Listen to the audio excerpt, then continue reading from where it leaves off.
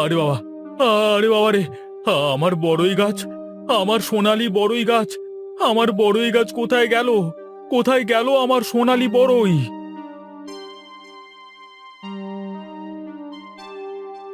কি হয়েছে তোমার? এমন করছো কেন তুমি? কোনো খারাপ স্বপ্ন দেখেছো মনে হয়। এই নাও, পানিটা খেয়ে নাও। কি হয়েছে আমাকে এবার বলো তো।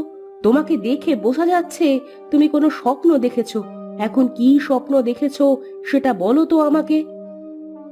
একটি অন্ধকার পাহাড়ের গুহা, চারিদিকে কিছুই দেখা যাচ্ছে না। আমি আস্তে আস্তে হাঁটতে হাঁটতে সামনে যাচ্ছি। আর সামনে জানি না কি একটা চকচক করছিল। আমি কাছে যেতেই দেখি একটি সোনালী রঙের বড়ই গাছ, আর সেই বড়ই গাছ থেকে আমি বড়ই ছিঁড়ে খাচ্ছিলাম। আচ্ছা, তুমি এসব নিয়ে বেশি ভেবো না। ওটা স্বপ্ন ছিল। মানুষ তো স্বপ্ন দেখতেই থাকে। আমিও প্রতি রাতেই স্বপ্ন দেখি, তারপর সব ভুলে যাই কি হয়েছিল আমার স্বপ্নে। না গিন্নি, এটা কোনো সাধারণ স্বপ্ন ছিল না। আমার এমন মনে হচ্ছিল যেন ওটা কোনো স্বপ্ন নয়, সত্যি সত্যি ঘটছে আমার সাথে। আমি স্পষ্ট অনুভব করতে পারছিলাম সবকিছু। আচ্ছা যাও, তুমি গোসল করে এসো। আমি ডাইনিং টেবিলে নাস্তা দিচ্ছি। আজ তোমার পছন্দের নাস্তা বানিয়েছি।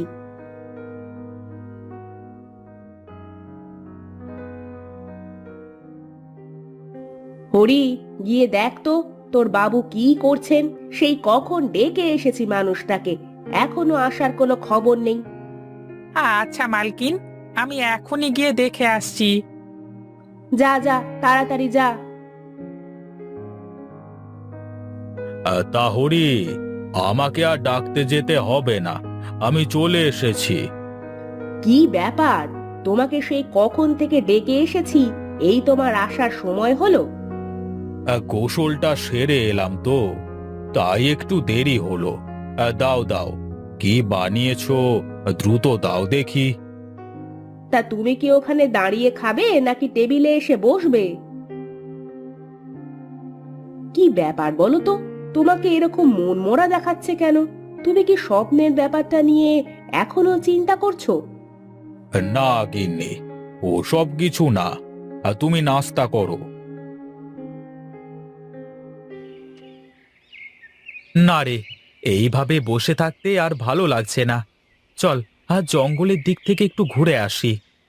আরে ভাই, তোর মতো তো আমারও যেতে ইচ্ছে করছে।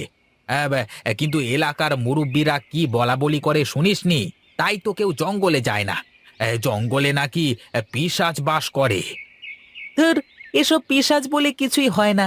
এইসব মানুষের ভুল ধারণা ছাড়া আর কিছুই নয়। আরে ভুল ধারণা না, পিশাচ সত্যি আছে। আর ওরা ঘন জঙ্গলে বসবাস করে। মানুষ দেখলেই ঘাড় মটকে দেয়। আচ্ছা, তুই কি করে জানিস যে পিশাচ সত্যি আছে এবং ওরা গভীর জঙ্গলে বাস করে? তুই কখনো দেখেছিস পিশাচ, নাকি কোনোদিন জঙ্গলের মধ্যে গেছিস? হ্যাঁ ভোলা, তুই বাদ দে ওর কথা। আমার মনে হয় কি জানিস, এই জঙ্গলে হয়তো এমন কোনো কিছু আছে যেটা মহা মূল্যবান। তাই কেউ এমন গুজব রটিয়ে রেখেছে যাতে করে ওই জঙ্গলের মধ্যে কেউ প্রবেশ না করে। আমারও তাই মনে হয়।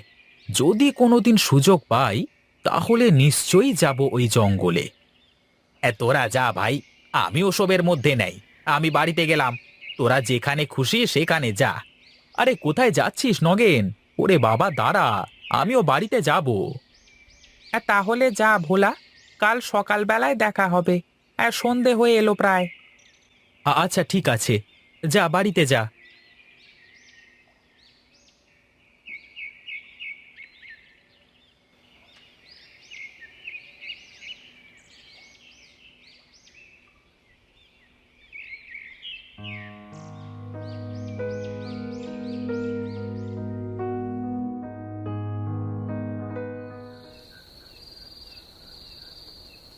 আহ!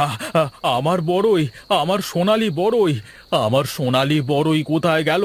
কোথায় গেল আমার সোনালি বড়ই? কি হয়েছে তোমার? এমন করছো কেন? তুমি কি আবার সেই স্বপ্ন দেখেছো নাকি?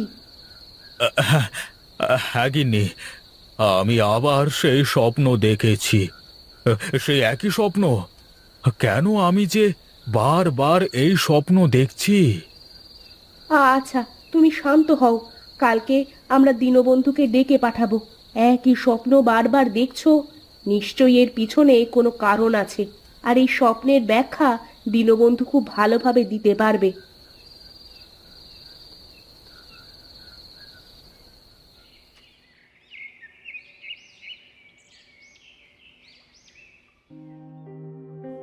কেন ডেকেছিস আমাকে? হঠাৎ কি এত দরকার পড়েছে আমার? সবই তো জানিস, শীত পড়েছে, হিমালয়ের উদ্দেশ্যে যাত্রা শুরু করব। আমি আজকে কদিন ধরে একটি খারাপ স্বপ্ন দেখে চলেছি। স্বপ্নের ভেতরে এমন মনে হয় যেন এগুলো সত্যি সত্যি আমার সাথে ঘটছে। সবকিছু কেমন যেন আমি অনুভব করতে পারছি। মনে হয় ওটা স্বপ্ন না, একদম বাস্তব, সত্যি। ঠিক আছে, আমাকে এখন বল, তুই কি স্বপ্ন দেখিস?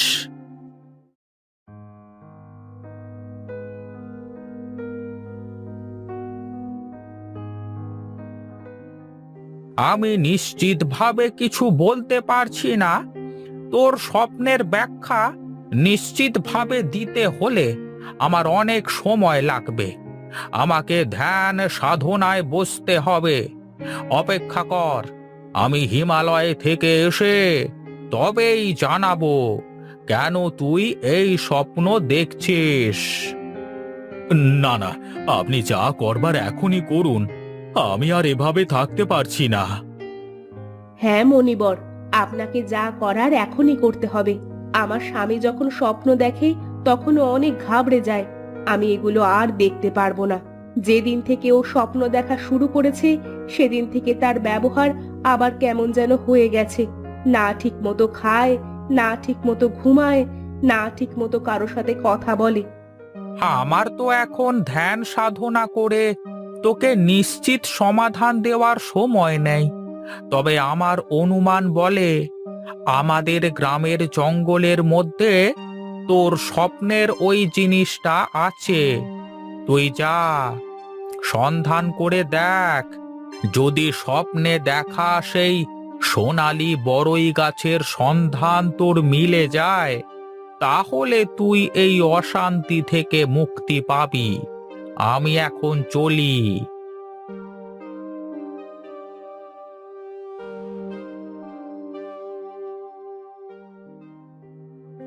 এখন কি হবে? কে যাবে ওই জঙ্গলে? আহ, তুমি চিন্তা করো না, কোনো না কোনো একটা উপায় বের হবে। রামু, এই রামু, এদিকে আয়।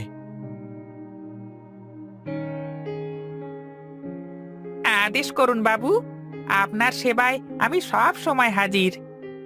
যা, গ্রামের মধ্যে গিয়ে ঘোষণা করে দে, আমার কিছু লোক চাই যে আমার সাথে জঙ্গলে যাবে। হ্যাঁ বাবু, আমি যাব আপনার সাথে। আপনার জন্য আমার জান হাজির বাবু। না, তুই বাড়িতে থেকে তোর গিন্নি মায়ের দেখাশোনা করবি। কিন্তু বাবু, আমি আপনাকে একা একা কি করে যেতে দিতে পারি ওই ভয়ানক জঙ্গলে? আরে কোনো কিন্তু নয়, আমি যা বললাম তাই কর। আচ্ছা, ঠিক আছে বাবু, যেমনটি আপনার মর্জি। শোনো শোনো শোনো, আমাদের জমিদার মশাই একটি বিশেষ কাজে জঙ্গলে যাবেন। যে জমিদার বাবুর সাথে যাবে তাকে অনেক টাকা পুরস্কার দেওয়া হবে। শোনো শোনো শোনো।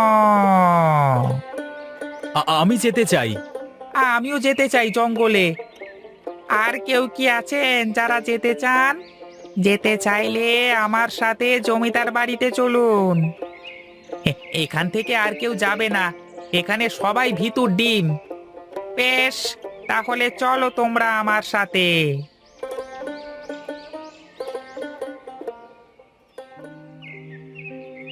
চলো চলো, আর দেরি করে লাভ নেই, সবাই গরুর গাড়িতে ওঠো।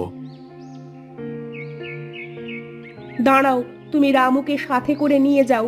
বাড়িতে আরো অনেক লোক আছে, সবাই আমার দেখাশুনো করবে। কিন্তু গিন্নি। কোনো কিন্তু নয়, আমি যা বলেছি সেটাই করো। আচ্ছা বেশ।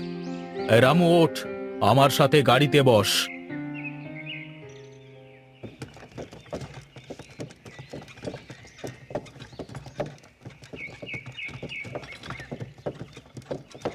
আমরা তো জঙ্গলের অনেক ভেতরে চলে এসেছি বাবু।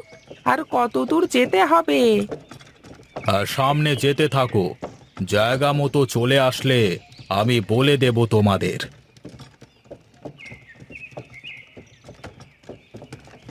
দাঁড়া, আমরা চলে এসেছি। আমি এই জায়গাটার স্বপ্নই বারবার দেখতে পাই।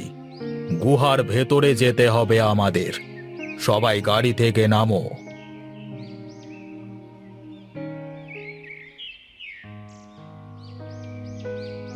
এই তো, এই তো সেই স্বর্ণের বড়ই গাছ। এই গাছটাকেই আমি প্রতি রাতে স্বপ্নে দেখি।